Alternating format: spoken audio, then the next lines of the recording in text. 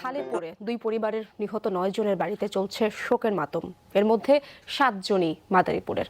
জানাজা শেষে পারিবারিক কবরস্থানে দাফন করা হয়েছে তাদের। এই ঘটনায় তদন্ত কমিটি গঠন করেছে প্রশাসন।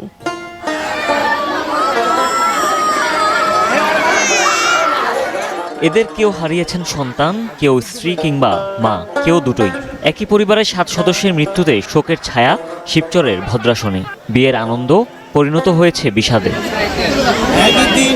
বরগুনায় ব্রিজ ভেঙে যখন মাইক্রোবাস খালে পড়ে, তখন কোনো মতে এক সন্তান নিয়ে বেরিয়ে আসেন সোহেল। বাঁচাতে পারেননি স্ত্রী সহ বাকিদের।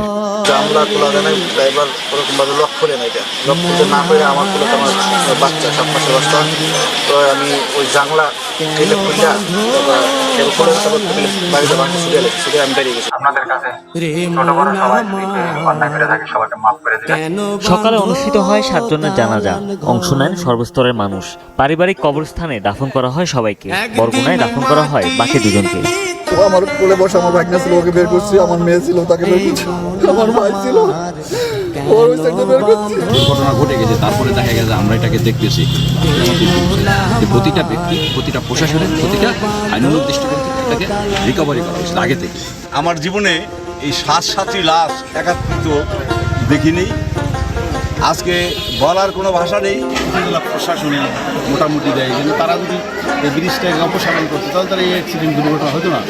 শিবচর উপজেলা প্রশাসন থেকে দাফন কার্যের জন্য অর্থ সহায়তা দেওয়া হয়।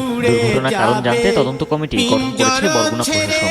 দুর্ঘটনাটি খুবই করুণ, একই পরিবারের 7 জন। তো আমরা খুবই সামান্য আমরা এই দুর্ঘটনা পরিবারের প্রত্যেক সদস্যের দাফন কাফনের জন্য আমরা 10,000 টাকা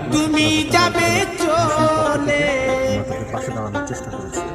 বিয়ের 2 দিন পর শনিবার ছিল বন্ধু বান্ধব যত মাতা পিতা দ্বারা সুত, বন্ধু বান্ধব যত মাতা পিতা দ্বারা সুত, সকলই হবে তোমার পর।